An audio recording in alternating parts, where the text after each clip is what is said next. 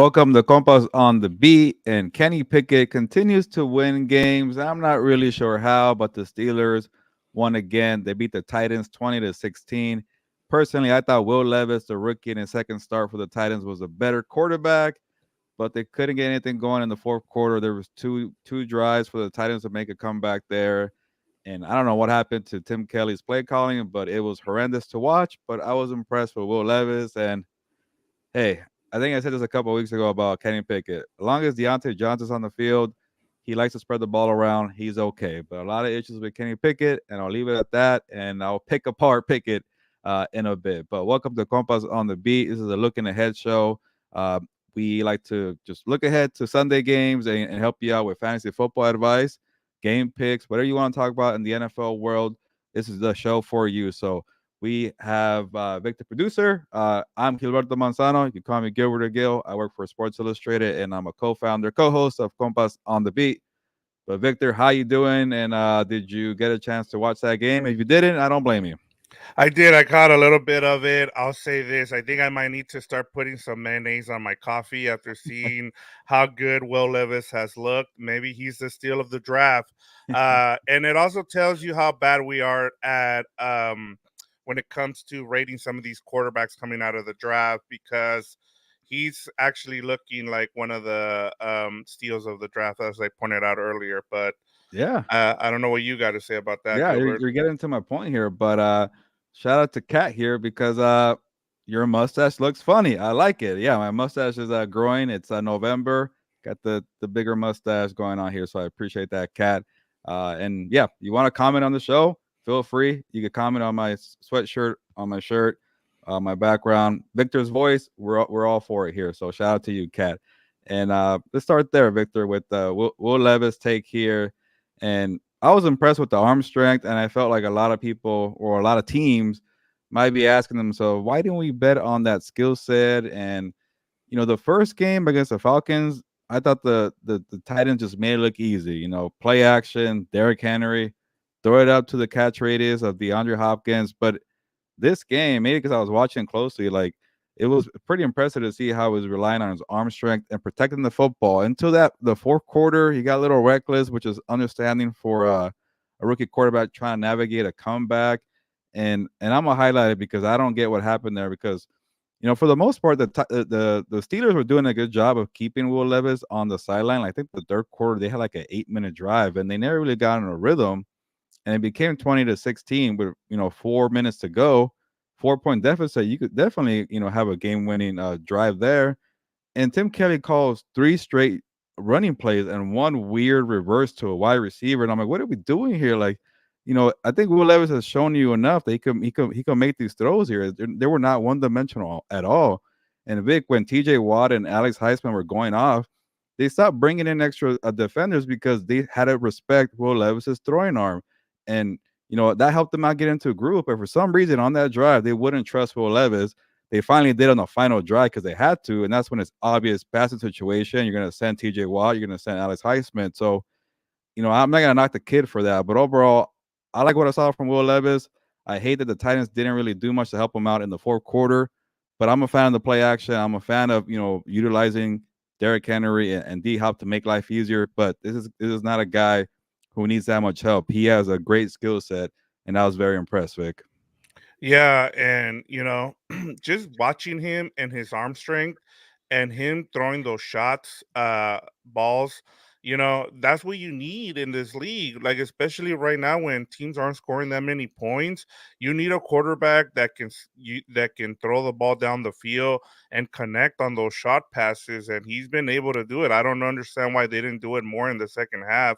It was just like, as you said, I don't understand what happened there. But and then in terms of the Steelers, we've talked about the Steelers. This is their mold. This is what they are this season. They're gonna stick around long enough for Kenny Pickett to have one of his 7 comeback wins that he's had since he's become a NFL professional, which is second to Kirk Cousins. That's incredible. But it looks like he just sucks for 3 quarters, and he's like in the fourth quarter, Right? he turns into Tom Brady for it seems like.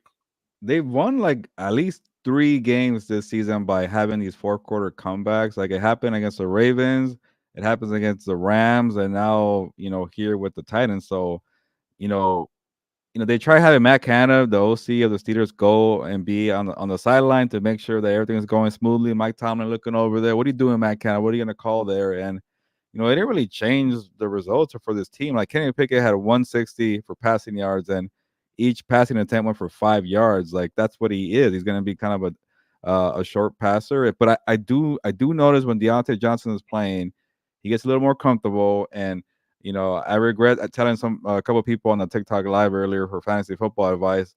Stay away from Deontay Johnson because I don't trust Kenny Pickett with a broken rib. He didn't look like he was injured, so that was a good thing there. But Deontay Johnson looked very relieved to get into the end zone finally for the first time in a year, I think.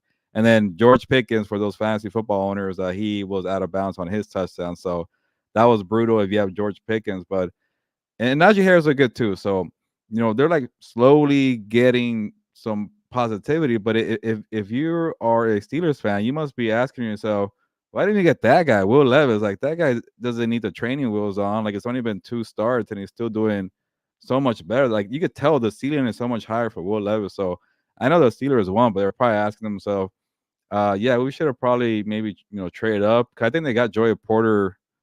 No, actually, they got Joey Porter before Will Levis. Yeah, and I think about 32nd, 33. So the Steelers actually passed up on Will Levis, and it's kind of like an underrated storyline. So yeah, I just totally remember that right now. So uh, I don't know. The Steelers are going to be in the race for a wild card mix for until the end of the season. That's what they do, Vic. They have Mike Tomlin. They're going to win 9 games, but I don't really care about this team doing anything come the postseason. Yeah, and like as as you pointed out, I mean, we kind of know what this team is by now. They're gonna play really good defense, and then you're just hoping that Kenny Pickett pretty much, can save you in the fourth quarter and then pull out one of these comeback wins. And then in terms of the Titans, I was looking at this game like halfway through, and I was like, are they gonna try and tank or not, or are you just trying to see what you have in Will Levis? Because you kept Derrick Henry, you kept DeAndre Hopkins, and so you're kind of thinking, what are you doing here? And we've talked about this before, Gilbert, is if you're in the middle, you're nowhere at this point. So I like the fact that they're putting him out there. I hope he's a quarterback the rest of the season. There's no reason for you to see Tannehill at this point. You just let Tannehill walk out the door, and then you give the keys to Will Levis. Well, but the weird thing is, and I think you brought this up earlier this week about like Mike Vrabel being a little hesitant to praise Will Levis, and I remember he was talking. I think it was like in the middle of the second quarter. Those in-game interviews that they make him do with the TV broadcast. He was like, "Yeah, he's fine. Yeah, got to protect him. Yeah, yeah, whatever." Like trying to really downplay it. So, and then having him run the football on that second and last drive. I mean, having them run the football on the second last drive, it just makes you wonder, like.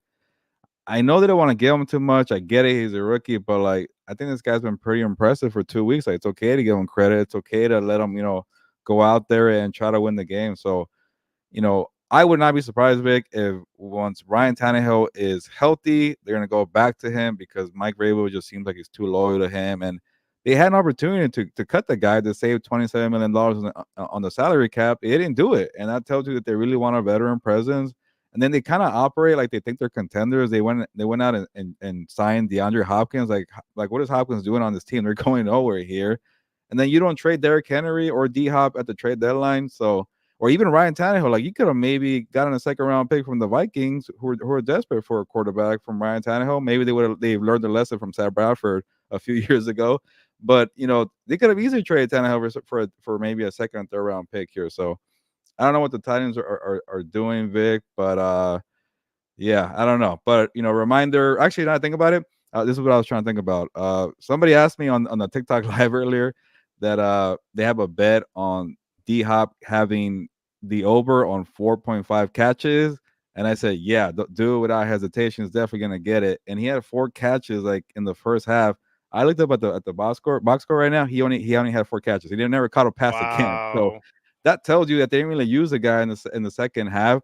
I get that Will Levis was sometimes forcing balls to D Hop and making it obvious there, but he was the one helping out. So I don't know what happened there, and I feel bad for the person who I said, "Yeah, do it, man. That's easy. 4.5 catches with D Hop for sure," and stuck at 4. So I'm sure that hurts. Yeah, that always happens. I remember someone had a bet, a prop bet, I think a couple of weeks ago, where it was Matt Stafford. I think it was like 269 against the Steelers, and he had like 240 through the third quarter, and then they only had 10 total yards in the fourth quarter.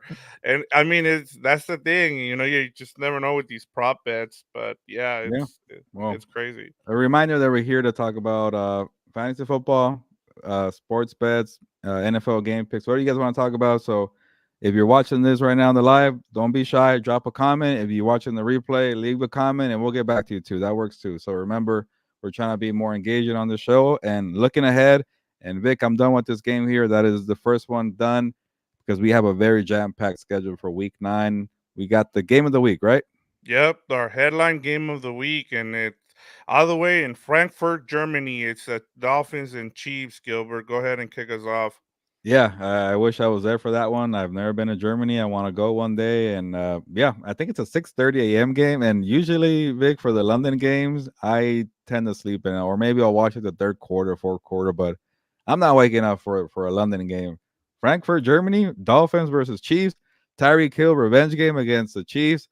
Yeah, I'm gonna probably wake up a little earlier on Sunday to watch that one. It's gonna be a fun game, and with the Dolphins, I have shown them a lot of love, Vic. As you know, I picked them against the Bills, I picked them against the Eagles, and they fooled me twice. So I will not be going with the Dolphins again because they got to show it to me. They got to prove it to me. And I bet you it's going to be the game where they're actually going to prove it to me when I don't pick them. So I hate that.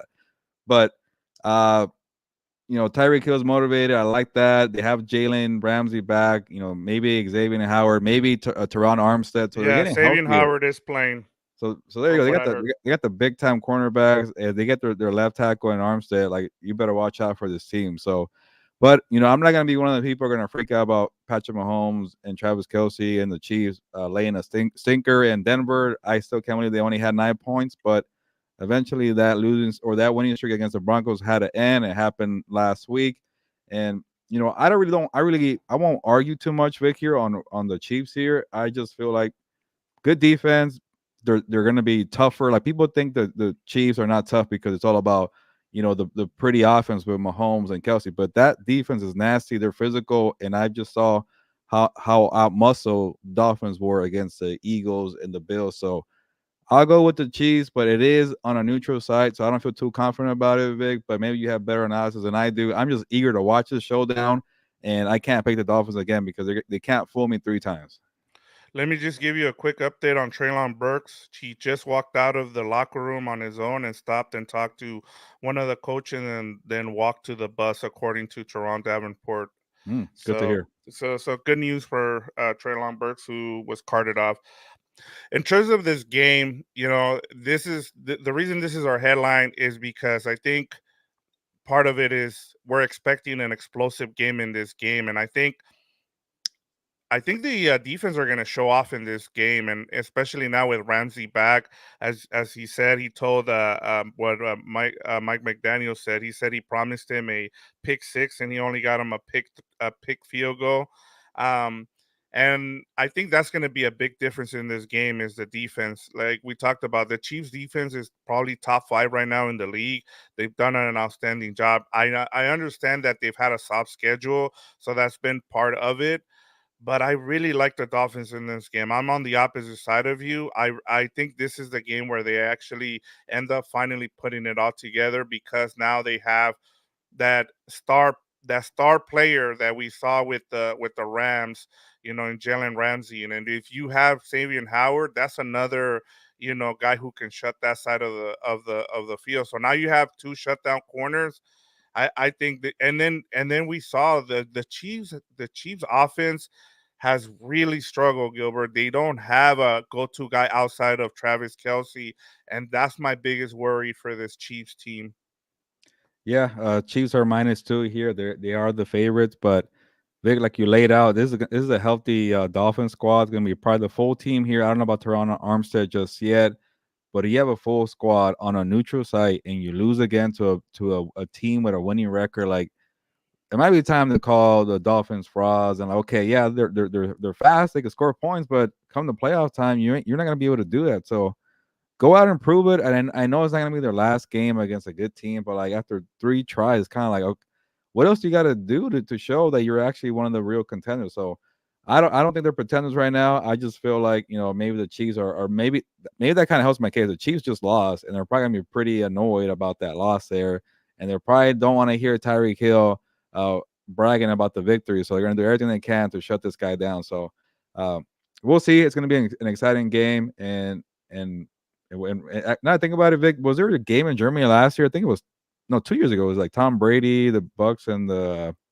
maybe it was the Seahawks. I forget, Let but me go ahead and let me check but for us. the reason I was gonna say that I'm gonna use this for my bet, but I don't know why, but I expect like a fun game where it's gonna be high scoring. I know you're expecting the opposite here, for low scoring, good defense, but there's just a lot of good players on this matchup here that I'm eager to see if they light it up. I know there was a game though, maybe Tom Brady went somewhere, and maybe it could have been London, but I forget. Yeah, I'm still checking for us here. I'm trying to Let's see. see if Buccaneers in Germany. it just says Chiefs and Patriots. Okay, let's see. Oh, Yeah. Yeah, uh, they played the Seahawks yeah. in 2022 last year, yeah. Oh, there you go. You beat me Yeah, to Tom it. Brady played last year. Why? Because I know he retired twice, so I can't remember. But Yeah. yeah, and I remember that was a kind of a high scoring game, and it was a wild environment. I don't think it was in Frankfurt; it was somewhere else in Germany. I forget. But yeah, I know I'm Yeah. blanking.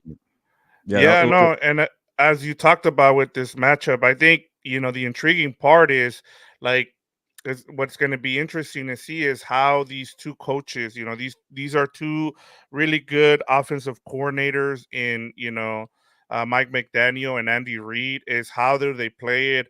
There's been question about Andy Reid's game decisions. About how his time management before, but I think the one difference, Gilbert, if you looked at the games that you talked about, whether it was against the Eagles when it comes to the Dolphins and or the Bills, those two were on the road, and you're yeah, you're going into big environments there. Here, at least it's a neutral site. You're going to Germany, and so you didn't have to go to you know Arrowhead. So that's why I like the Dolphins in this. Had this game been in Arrowhead, forget about it. I would have yeah. gone with the Chiefs right off the bat. Yeah, so yeah, the Buccaneers did play the Seahawks in Germany, but it wasn't high scoring. I thought it was 21-16 Bucks, but it was I remember it was an electric atmosphere, so I can't wait to see the crowd for that one. But I'm ready to move on to the second tier games because these two games could have easily been the main game of the week, and there's probably more than just 3 games on the schedule, right? Yeah, and we had to pick two here, and there was a third one we left out. So that just tells you how good of a schedule Week 9 turned out to be. I mean, I know there's a lot of people that aren't happy about the fact that the Dolphins and Chiefs is a 6:30 Pacific, 9:30. What is it? Yeah, Yeah, 6:30 6:30 Pacific, a.m. 9:30 Pacific. East Coast. So there's a lot of people that aren't happy about that. All right, let's go. We're going. So for our page two top two tier games to watch. We'll start off with Bills and Bengals, a rematch of last year's. First it was the Damar Hamlin game, Yeah. and then they saw each other again in the playoffs with the Bengals going up to Buffalo and beating them in the playoffs. What do you got for us for this one? Yeah, and again, another reminder: if you're watching on either What's Up Boats or House of Horns, you want to talk Chargers or Rams, leave a comment. We'll definitely will answer it. Fantasy football, game picks, betting advice, anything football related, drop a comment and we will answer them. Again, this is a show for the listeners and viewers of Compas on the Beat. So let us know, and we will talk football in the meantime. So right now it's Bills versus Bengals, and I really like the Bengals, but I don't want to fall into the trap and say it's going to be easy because the Bengals are surging and the Bills are kind of so. I'm expecting a very close game. I expect low scoring, playoff like atmosphere. These teams are going to, beat each other up. I know the Bengals destroyed the Bills in the playoffs last year, but I think the Bills will probably remember that and they're going to try to keep it close. But I think at the end, Joe Burrow's gonna be too hot. T Higgins, Jamar Chase, because this Bills defense, as we've been talking about, big. They are hurting. I know they got Rasul Douglas from the Packers that's going to help out with the secondary, but still, are you going to be able to defend Jamar Chase with just him and T. Higgins and Tyler Boyd and Joe Mixon's finally getting going on the ground? So I think eventually that defense is going to hurt the Bills, but I would not be shocked if Josh Allen is going trading touchdowns with Joe Burrow, because I was impressed with Josh Allen last week because, yeah, Gabe Davis involved. You got Dalton Kincaid involved. Shakir or Khalil Shakir involved too. So it wasn't just Stephon Diggs there. So if you lock in on Stephon Diggs, Josh Allen knows how to move the ball around. I noticed in that Buccaneers game, they weren't over. I think I touched on it last week. They weren't overthinking it. Like, hey, you want to run the football, Josh Allen? I know we want you to limit the hits, but right now we're in a funk. Go do what you got to do. But the worry thing about that we worry about with that is when he plays freely, sometimes it becomes hero ball and he has like a bad interception or two. So that is my concern with the Bills. But I am expecting a close game. But I'm going to go with the Bengals. They are just playing too well, and they're at home too. Yeah, I mean, especially after what Joe Burrow looked like against a good 49ers defense. Although, I mean, now after 3 games of seeing the 49ers lose, Yeah. I think we have to start kind of thinking about whether or not that defense is really good. They're talented, but they have a lot of holes there. But in terms of the Bengals, I'll start with the Bengals. I think the most, and I'm gonna go back to the defense because what Lou Adarumo has been doing with that defense, especially against elite quarterbacks, he is just a wizard when it comes to playing elite quarterbacks. He just takes them out of we've seen what he did against Patrick Mahomes a couple years ago, which led them to the Super Bowl, and he's just continued to and I think we might see we might see Josh Allen struggle in this game because of that. He's going to take him away, and I think it's going to be up to Ken Dorsey and what he can do to come up with some plays. The other thing, Gilbert, is they did sign Limbaugh Joseph, former, I want to say, Ram and Charger. Viking and Charger Here's and New York Giants. Yeah, There, Limau there you Joseph. go. Yeah, so they picked up another guy as well, along with Rasul Butler. For me, the defense is my number one concern for the Bills. I know the offense is going to score.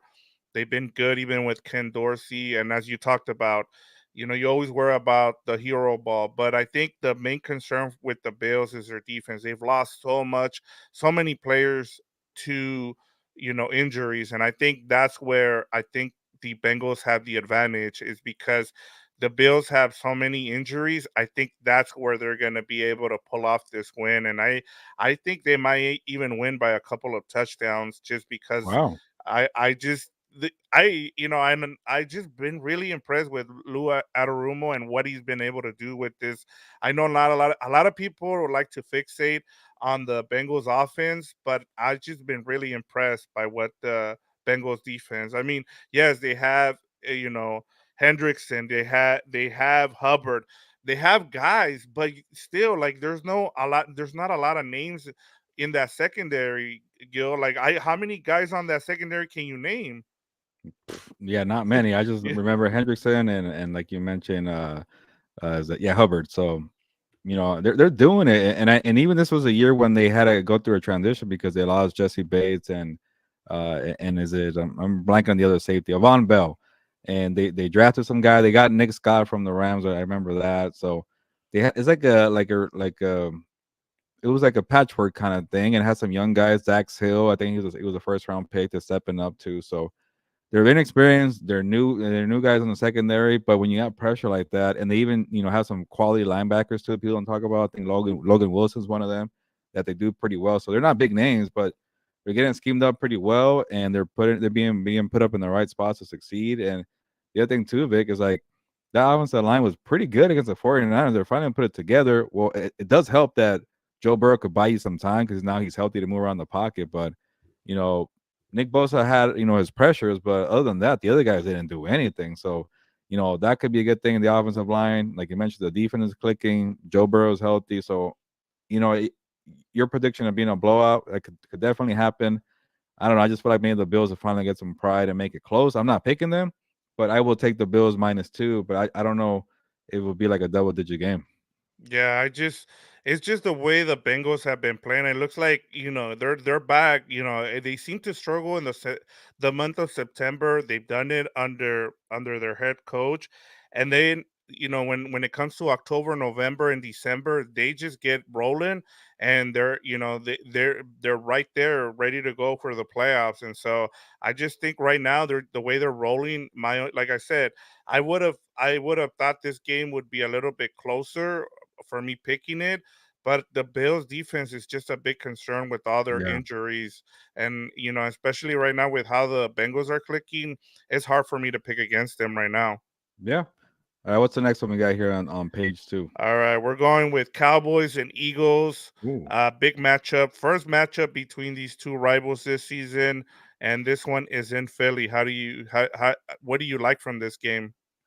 Yeah, I think I see another close game. It's right now Eagles -3. If it was like 4, I would have taken the Cowboys +4, not to win the game. I like Philly to win the game. They're at home, and like the Eagles are just so impressive, especially with the controversial quarterback sneak, the tush push, brotherly shove, whatever you want to call it. Like that's such a weapon for them because they keep opposing offenses on the sideline, keep them cold over there. The defense is so frustrated they can't get them off the field. Like it really messes with your mind. And then they also have AJ Brown playing lights out like an MVP candidate, and Jalen Hurts could get hot whenever he wants to. So they could beat you so many ways. And the defense, I know the secondary has been a problem. Sam Howell again lit them up the second time this year, but they got Kevin Byard. They have a great defensive front, so I think they'll be okay. But I like the Eagles here, -3. I wish it was a little higher so I could support those Cowboys that I like to support, but they've been playing better. When they finally emphasize feeding CD Lamb, and it sounds like Tony Pollard is not doing well because a lot of people on the TikTok live really kept asking me, should I start Tony Pollard? I'm like, what's wrong with Tony Pollard? Is he because he's playing the Eagles or is he doing bad? But I know CD Lamb is doing well, and when he's doing well, the offense tends to do well. With Dak Prescott, Tony Pollard, and Brandon Cooks and Jake Ferguson. The offensive line could be so because of injuries, but when healthy, they're pretty good. So, and I think you mentioned Vic, they match up well. I know the Cowboys aren't known for being physical, but that defense is pretty physical. I think Michael Parsons, Deron Bland has been a lifesaver for this defense because when Trevon Diggs went down, he moved from safety to cornerback, and all he does is play good coverage and get a pick six every now and then. So, yeah, they have a little injuries, but they're finally getting pressure, and Micah could definitely change the game by himself. So, I expect a close one, NFC East rivalry. But again, the Eagles just have a different level that just makes people very frustrated playing them. Yeah, and I agree. I think that part of the thing with the Eagles has been that ability. If they commit to the run, they're just so unstoppable, especially with that X weapon that they have with the tush push or the brotherly shove. My thing with them is their defense. Like when you allow a Washington Commanders team to score that many points on you, it tells you. And I understand they went and got uh, is it Baird? Is it Baird? Buyer. Byard, Kevin Byard. Um, and it'll take a couple weeks for him to kind of get adjusted to this defense. But I thought my biggest thing was I was kind of surprised that they didn't go and get more help for that secondary. Especially with the safeties. Like they really need help at the safety spot because that's where teams have been attacking them. And in terms of the Cowboys, I really like them in this game. They just match up way better. I think people are still fixated on that blowout loss to the 49ers, and I think since then they've been playing really well, as you talked about. That defense, even without Trevon Diggs, has been really good. Deron Bland has been outstanding. He had a pick six. I didn't even know that Al Harris was the DB's coach there, which is awesome to see. It also reminds me of how old I am now, which is but it's cool to see like some corners that I used to see being DBs, even the defensive coordinator with the Lions. I was like, oh crap, he now he's a defensive coordinator. So But getting back to this game, I really like the Cowboys in this game, and I think I'm picking them to win this game, Gilbert. It's Oh just wow. I just haven't seen the Eagles commit to the run. Like I said, I would, you know, I would pick them in this game if they commit to the run. They need to give the ball to their running backs because you have such a good, offensive line, and you can always have AJ Brown bail you out. And I just think that the Cowboys have a really good secondary that they'll be able to hold up against the receivers for the Eagles. Yeah, like this is such a critical game for get Brandon Cooks involved and Michael Gallup and Jake Ferguson because they're gonna try to lock in on CeeDee Lamb, and if they're able to spread the ball around against that terrible secondary, CeeDee Lamb could go off. You can't keep tabs on him because you're so worried about other guys. So it's a big time game for Dak Prescott. I know. I remember in the 49ers Sunday Night Football game, they kept trying to make it a big deal, like, "Hey, Dak, it's time for you to have your moment. You got to step up." It's like it's a regular season. Like we don't need to worry about the moment. Like this moment has to come in the playoff. But that's the kind of the pressure he's under because he doesn't deliver in crunch time moments. He doesn't deliver in the playoffs. So we'll see if Dak could kind of take a step in the right direction to get a big time victory. But I do like the Cowboys. I've been impressed, but they're kind of like my Dolphins. I keep picking the Dolphins for big time games. They don't win. I pick the Cowboys for big time games. They don't win. So let's see if this is a week they finally Maybe you're doing the prevail. reverse jinx there, and maybe they finally do something right. Maybe, but and I'm also worried because I tend to do a lot of upsets and yeah, that does burn me a lot. But this week I just found myself doing a lot of favorites and I don't like that feeling. So we'll see how that plays out because like they're just so evenly matched where I keep telling myself, well, that team's at home and that team's at home and I keep doing that. So credit to you for going with the Cowboys on the road here for an upset. Yeah, I really like how they match up. Like, and I think people always, as I said before, they just, I get it. The Cowboys are, one of those franchises that people love to hate, and I'm just looking at it in terms of what I seen, especially after how they destroy the Rams. And I get it. They're a much better team at home than they are on the road. They're going on the road here, but I just think that if you're gonna make a statement, this is a perfect way to do it, especially against a team that you actually match up well against, and it's a divisional opponent. We know how these divisional games go. We just saw the Broncos beat the Chiefs for the first time in it seems like 84 years, but it's Yeah. bound to happen. So I just Yeah. think people get fixated on what they last how they last saw them in prime time. Nice reference to the Notebook. It's been 84 years, so I It's caught that. Titanic. Or is it? Oh, yeah, I forget. I forget. My bad. All Yeah, it right, is let's get to Titanic. our water cooler storyline of the week, Gilbert. Go ahead and kick us off with your first one. For me, because I want to make sure I talk about the Ravens Here, I and got the you. Seahawks. There you go. I I feel like if Lamar Jackson goes off and has a game, and I know I was very critical, not critical, but I was more like, let's ease up on Lamar Jackson MVP hype because he beat the Lions, they destroyed the Lions, and all of a sudden he shot up to MVP rankings. If he does this to the Seahawks now, and I know he has that record where he doesn't want people to talk about against the NFC. He's 17-1 against the NFC teams. I think because he's such a unique quarterback that you don't see him as often, and it gives you a lot of problems there. But if you beat the Seahawks and the Lions, okay, all right, Lamar, shoot up the MVP rankings. I'm okay with it. And if he's passing the ball, being a versatile playmaker with his legs and just putting a lot of pressure on the Seahawks defense, which is very good. I'm guessing Leonard Williams is going to be ready to play for that. They added Frank Clark and they have some great DBs there too. So it's going to be a tough matchup for the Ravens and the new look offense with Tom Munkin. So if they do damage and go off on the Seahawks, I don't think they're gonna do it the same way they did on the Detroit Lions. That was a beatdown. But if they do that, then okay, I'm all in. Lamar Jackson, you can have my MVP vote through week 9. Yeah.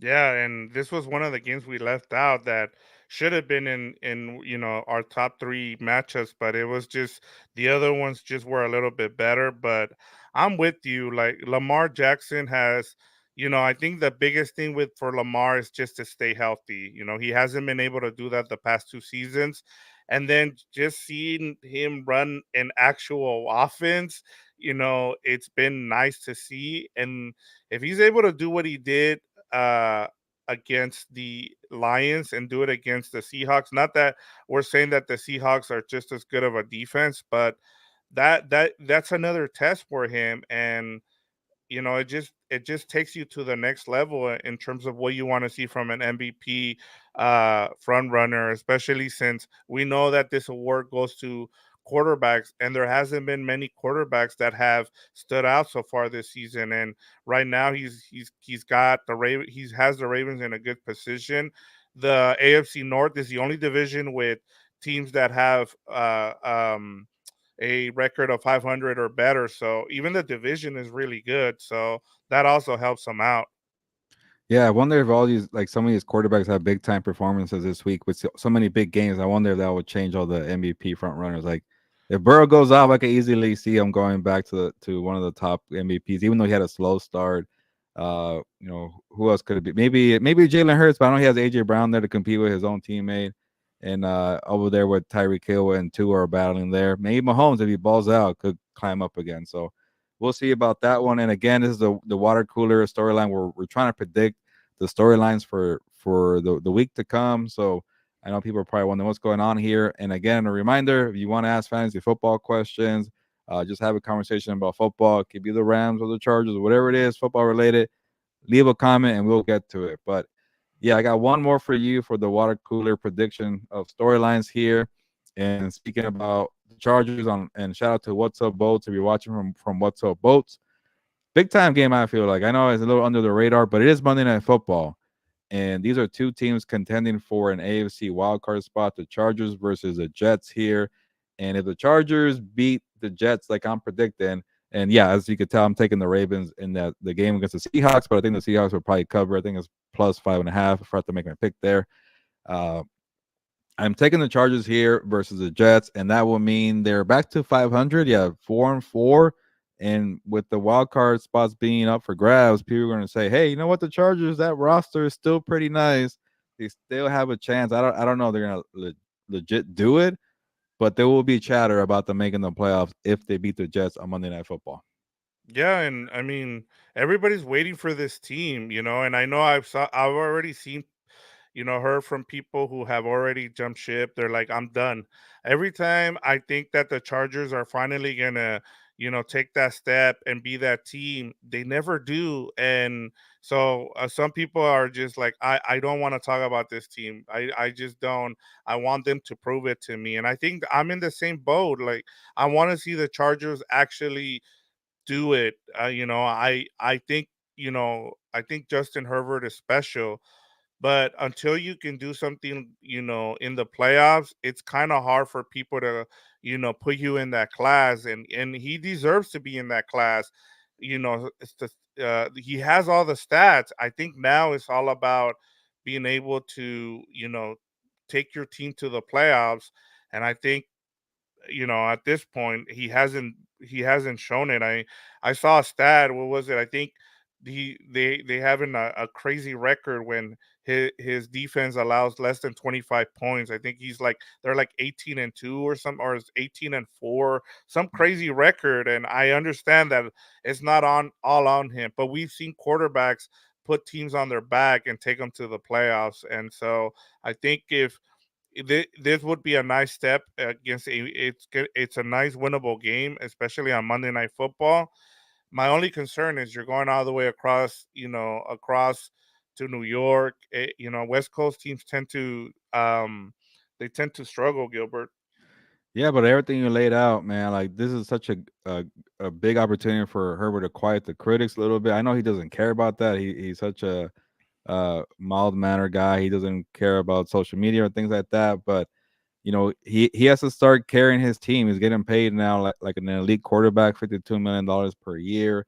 If you do that on prime time against a very good Jets defense, I know they don't have the offense there, but it's Herbert against the defense, and that's a tough matchup. And both of these teams are trying to fight for a wild card spot. So if you're able to do it against a good defense, and maybe it doesn't come in crunch time, say you're having a good game and you don't need a crunch time performance, And that says a lot about you. You're able to kind of pick apart this defense. Or if it's close and you win the game, like you quiet so many critics there. And this comes out to me, Vic, and I want to get your pick for this one and also for the one that we just talked about, Ravens and Seahawks. But it comes down to like, do you trust Justin Herbert or Zach Wilson? And I know the Jets are at home, but the Jets have this like recipe where like everything needs to go right. Like if they can't fall behind too much because Zach Wilson can operate a high flying offense. He can't turn the ball over because you're wasting a series. He's gonna have 5 yard dump offs to Garrett Wilson, and they're gonna rely heavily on the defense. That puts a lot of pressure on the defense there. And I could bet that Herbert could at least get 17 to 20 points. I know he doesn't have Corey Lindsey, no Mike Williams. Joshua Palmer's playing on one good knee. But I think Herbert's going to step up here and make it happen. But I want to know your pick here. I think the Chargers are -3.5 on the road. Road favorites. That's a little concerning for me there. And then also give me your pick for the Seahawks and then the Ravens. Yeah, I'm going with the Ravens. I like them to cover. I liked them last week. I got killed on that, backdoor cover by the by the Cardinals. Mm, I respect to the Cardinals. At least they're fighting all the way through. And then I my biggest concern, Gilbert, is I still don't believe in I still don't believe in this defense for the Chargers, and I think that's yeah. my biggest thing. But I say the Chargers pull off a win here, like some little score. It's gonna be something like 18-15, 18-14. It's not gonna be a high scoring game. We have a question here for Yeah. you from Jesse Trejo. Cool. Shout out to Jesse. Need flex help. Should I play Logan Thomas, the tight end for the Commanders versus the Pats? Deontay Foreman versus the Saints. Alexander Madison versus the Falcons, or Romeo Dobbs versus the Rams? Ooh. I could start from Romeo Dobbs. I don't trust anything the Packers are doing right now, so maybe avoid that one. Uh, maybe Madison against the Falcons, but I know the Vikings running game hasn't been really going, and they have a rookie quarterback starting, a Jaron Hall. I don't know if I trust anybody from the Bears, but Foreman might be an option, but he's playing the Saints here. And then Logan Thomas is Logan Thomas. But I will go Madison. Vic, what do you think? I would go with Deontay Foreman. I just think that he's been the one that has gotten the most carries in that offense. If there's one player on that offense I trust for the Bears, is Deontay Foreman. We saw what he did against the Raiders. He scored 3 touchdowns. I know he didn't do as well against the Chargers, but I just out of all those, if you're giving me a choice from those four, I'm going with Deontay Foreman just because I know that Logan Thomas, he's a touchdown. You're relying him for one touchdown, and then the other, as you explained with the other two, I think out of the four there that he has out of those four options, my best guess is that Deontay Foreman has the best shot to give you any kind of points. Yeah, this is a tough situation, Jesse. But I don't trust the Bears with Tyson Badgett against the Saints. And I think is it in New Orleans, which just makes it more Yeah, it is concerning. in New Orleans, and Yeah. this is the problem, Gilbert, is like you had the reason people are asking about these kind of flex questions right now is because a lot of the good players are on bye. Like I Mm. have I have like three Or or four. We're facing each yeah, other. the Yeah. Lions and the 49ers, right? Yeah. And I Yeah. and I need desperate need a victory. So I'm glad your top guns are on a bye week. Yeah, I have all my good guys on a bye week this week. All right. And then I was gonna make it quick here, Gilbert, for water cooler storyline. And for me, it's time to panic on the Chiefs. As we talked about, I just think that you have a really tough schedule coming up. You still have to play teams like the 49ers and the Eagles, I believe. You have a hard schedule coming up. If you lose this game against the Dolphins, that'll be two straight, and your offense is struggling. I think there's going to be a lot of chatter about whether it's time to panic on the Chiefs, especially losing 3 games now. I think there will be. They're still gonna. I still believe, Gilbert, that they're gonna win the AFC West. There's no doubt about it. But I just think that there's gonna be some panic now as to whether they belong as a top tier team in the AFC. Yeah, they could definitely lose against the Dolphins, and then they have a tough schedule. But we will see. Like I feel like with I did call the Chiefs losers in my winners and losers story for the NFL Treadline on SI because they didn't really go out and make a move for the offense. And I get it. They don't want to give up their draft picks. They don't have that much salary cap, and they already got burned last year. Well, it paid off because they got a Super Bowl out of it. But Kadarius Toney hasn't done anything. They went out and got aggressive last year, so maybe they're trying to avoid that situation again. Maybe somebody gets cut or waived, and you go get and sign that person. So if they definitely lay a stinker in Germany, they're definitely gonna be looking for the waiver wire to get some help there. But yeah, I could totally see that happen, Vic. But I am ready to Yeah, move I have on. one more question here from Jesse, and I'll answer this one because we know about this one. So he's asking also, what's up with Miles Gaskins? I have him stashed in another league, hoping to get some play time, but he's only played special teams. And the thing is with the Rams, they have their two running backs set. It's Daryl Henderson and who was the other Royce guy that you Freeman. Royce yeah, Freeman. Royce Freeman. And so the reason that they're starting is because they're able to block. They need running backs who are able to pick up blitzes, pick up edge rushers. And Miles Gaskin, even though he knows a little bit of the offense and he came from Minnesota, he's just not reliable in terms of that. So that's why you haven't seen. And I wouldn't even waste a roster spot with him right now. To be honest, I don't think we'll see him Yeah. with the Rams, especially with Kyron Williams coming back after the bye. Yeah, totally agree. I'm ready for some bets here. Yeah, let's go. All right. So last week, Gilbert, you had a really good week. You won 4 out of your 5 bets. Here, let me give you all. So last week you had, let me see, you had the Seahawks at -3.5. That was a 5 pointer. You didn't get Steelers +2.5. You had the Cowboys at -6. You had the Chiefs and Broncos 46 and a half under, and then you had the Raiders and Lions at 45 and a half under, just to update everybody. So that means you are up to 23 points. As of for me, went the opposite way. I only got I only got one, in which was my 5 pointer was Saints versus Colts 43 and a half over. And then I lost out on that Cardinals and Ravens 9.5 because of that backdoor cover. My prop was Daryl Henderson, 43 and a half rushing yards. I did not hit that one. And then I also went with Rams and Cowboys, 6.5 with the Rams. And then the Raiders and Lions at +8 with the Raiders. So I did really bad. So what do you have after? And then so because I got that 5 pointer, I'm trailing you by 7 points now. I only have 16 points. So what do you have for your best bets for week 9, Gilbert? Yeah, the 5-1 really saved you last week. So that's not a blowout yet. And like the Yeah. first week, I was up, and then I had I was gonna say something else. A crappy week Yeah. the second week. So Yeah. things could change very quickly. But yeah, let me go with my picks here. I got the Seahawks +6. I saw it was 5.5, but it changed recently. So I'll take the 6 here. Seahawks +6. I don't know why, but many people saw the Ravens dominate the Lions. Are like, okay, yeah, we need a bigger line here. So I'm taking the Seahawks here. That's my 5 pointer, and then the 4 pointer. Texans -2.5 versus the Buccaneers. The Buccaneers are just fading. They can't even score 18 points. Like after the bye week when they came back, they've been at stuck. I think I saw 18, 13, 6 points.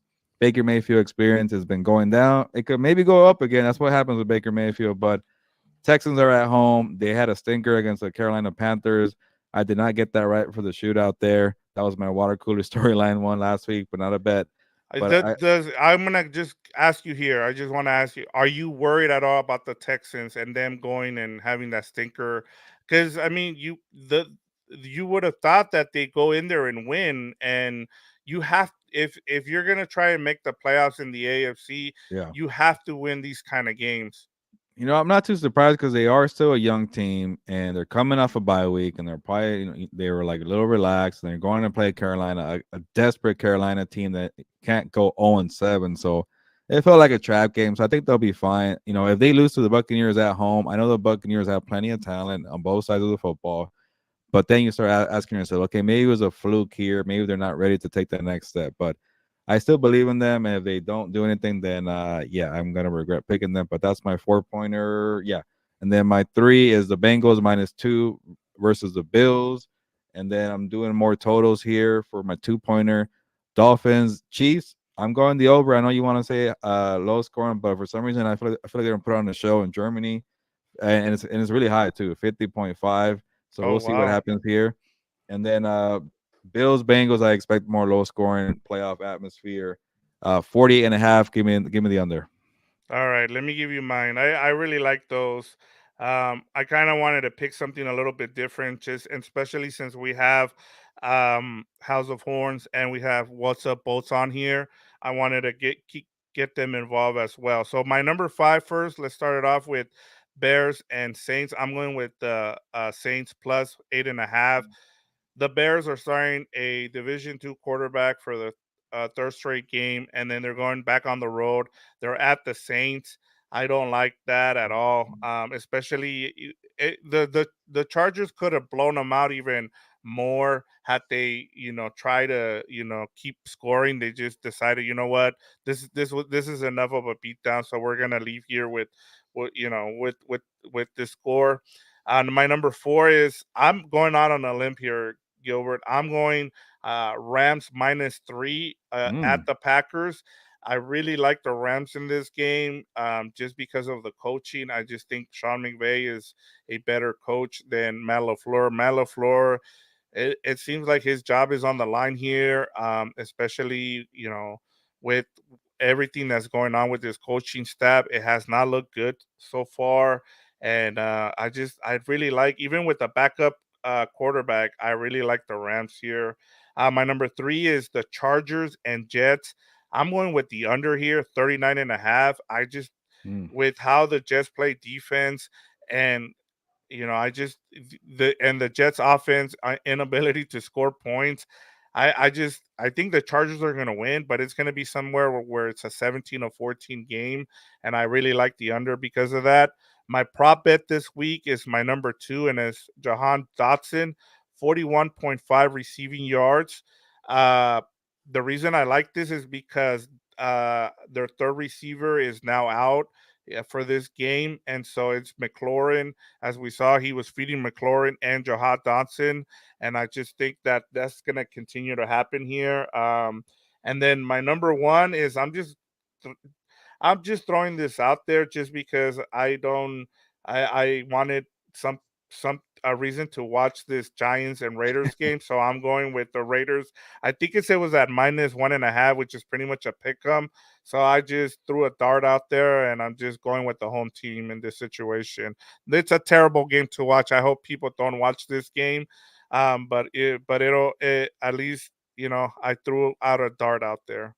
Yeah, but there's a intrigue with the firing of Josh McDaniels. You want to see what Antonio Pierce does. You want to see if it does anything for this team to kind of get inspired, and they're playing free and happy. We'll see. So I kind of do want to watch, but it could be a stinker, and you're right. But yeah, I like your picks here, and we'll see who comes up on top for this week, week 9. And then yeah, let's do some quick picks here to end the show here for the ones we haven't talked about. And let me go through my I list have them here. here. If you, yeah, I have them here. If you want to go right away. Yeah, if there's one you want to go ahead. The ones we Yeah, haven't really let's touched start off on. with, since we talked about Johan Dotson, Patriots and Commanders. Yeah, -3 on the Patriots here. I'm taking the Patriots because I don't trust the Commanders. They just had that fire set with Montez Sweat and Chase Young, and Sam Howell. For some reason, when he plays teams that have more of a confusing disguise look defensively, like he can't really read it quickly. He will take a sack or throw an interception. I don't feel good about this pick here, but I'm taking Bill Belichick here to stifle Sam Howell in a team that might roll over already after the trade deadline. Hey, maybe they talk to each other and they come to an agreement for this offseason, and Bill Belichick becomes the head coach of the Commanders. But I'm with you on this. I think that the Patriots will win this game.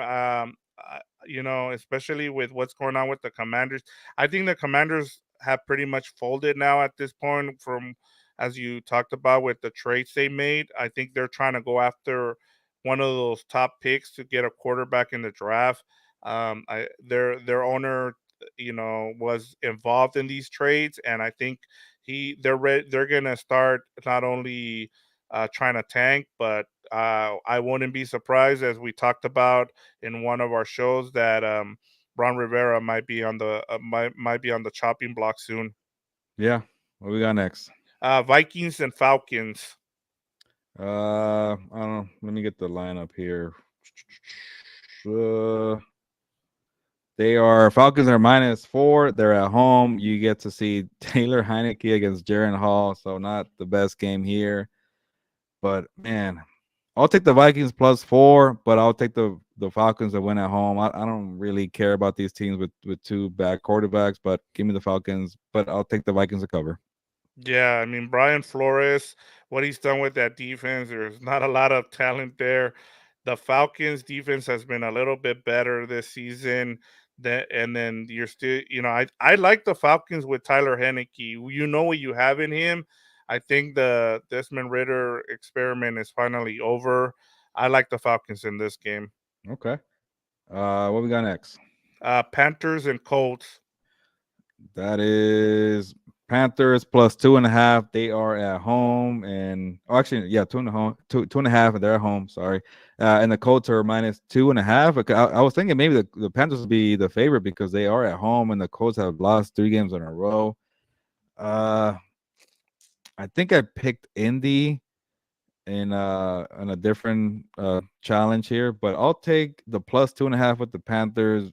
I don't know what's going on with the Colts, man. Their secondary is really bad, and the Minshew experience is starting to fade here a little bit. But I'll take the Colts to win, but for some reason I expect a really close game, and I'll take the Panthers to have some pride. And it's not even that big of a spread, 2.5 for the Yeah, Panthers. I was kind of surprised. The Colts have been really good at home, like scoring points, but I mean, I thought they were gonna blow out the Saints, and then the Saints just came back on them and ended up blowing them out. And they've been kind of hard to figure out. You know what you're getting with Shane Steichen. I'm with you, Colts here as well. Okay, what's the next one? The next one we already talked about was Jets and Chargers. Let's go with Raiders and Giants. I think, is it 1.5? Is it -1.5 Yeah, for the Raiders are Raiders? -1.5. They are at home, and again, I picked a lot of home teams this week. I don't feel good about it, but I'm not gonna trust the Giants. At least the Raiders have some new life with the firing of Josh McDaniels. So I don't know what to expect from Kevin O'Connell. Kevin O'Connell, keep saying that. Yeah, Aiden O'Connell, right. and I think Daniel Jones is gonna be playing in this one. But does that really Yes. matter? I don't know. So give me the Raiders to cover -1.5. Yeah, as I said, I picked them for that bet, so I'm gonna stick with it. I have no reason to give you, any reason to say that the Raiders are going to win. These are two bad teams, who should be tanking at this point. But give me the home team. I'm with you. That's the only reason I'm going with this. The next one is Buccaneers and Texans. Okay, Texans -2.5. They are at home, and this one I went with the Texans. Yeah, Texans. And again, the Buccaneers haven't done much lately, so give me the Texans here. Yeah, I like the Texans at home as well. We get a big bounce back game from CJ Stroud and company. I like what D'Amico Ryans is building out there. So yes, give me the Texans. Next one is Browns and Cardinals. Browns -8 against the Cardinals. I'll keep going with the Cardinals to play for pride here. What? How they have Clayton Tune though? Yeah, I don't know about that. I Okay, was never gonna mind. It say was Dobbs. At least I know what I'm getting. yes. Give me the Browns to cover at home -8. Yeah, same. I think it's gonna be if somehow we get Kyler Murray, then I do like it. But if it's Clayton Tune, I'm with you. I just think this is gonna be a disaster. Who knows what the weather's gonna be like up in Cleveland? I'm thinking it's in Cleveland this game. So Yeah, it's in um Cleveland. yeah, with the rookie, yeah, no. Give me the Browns in this game. And I think that's it, because the only other game I had here was Seahawks Ravens, which we've already talked about. Yeah. Oh, And I we didn't had make. Well, I already made a pick on House of Horns, but I took the Packers, and it's -3. I guess I'll take the -3 Packers. I don't feel good about it, but I don't like siding with Brett Rippon on the road, And what happened to the Rams a week ago, it just was a bad look. But I know you're taking Yeah, the yeah. Rams. I'm going with the Packers. Let me see what else we have. I didn't make a pick for Bears Saints because why should I? Give me uh Saints are plus 8.5. Yeah, they're gonna. I don't. The Bears are just terrible. Give me the Bears minus 8.5. I don't know if you made a pick for that one, Vic. I did. I went with the Saints That's right. plus Okay. 8.5. And then I think that's it. Yeah, we got all the games here covered. We a little less this week because they were bye weeks. Last week there was a lot of games to touch on, but we killed the whole hour here because there were so many good games to talk about. But yeah, Vic, I'm ready to move on and enjoy this Week Sunday of 9. Week 9 after Will Levis kicked it off and the Titans couldn't finish off the Steelers. Yeah, it's going to be a long day of great football, great matchups on for week 9. You start off here in the West Coast at 6:30 in the morning with Chiefs and Dolphins, and then you end with uh, Bills and Bengals. So it should be a great week 9. Hope everybody enjoys our coverage here of looking ahead. It's, we covered everything. So that's all I have for you, Gilbert. Yeah, set the alarms for the Germany game. And again, if you're watching the replay here, either Compas on the Beat, What's Up Bolts, or House of Horns, leave a comment. We'll get back to you. We always like to check out the comments and respond. And if you enjoy the all the content we deliver on all three platforms, make sure, like we always say, be a compa, tell a compa. There you go. And we're trying to build up subscribers. So that'll be much appreciated. And again, this show is for you, the listeners and viewers. So if there's something you want to touch on or talk about, make sure you're here on Thursday and join the live show. And yeah, we have you covered. And let's move on to week 9. And on that note, ya nos vamos, pues vámonos.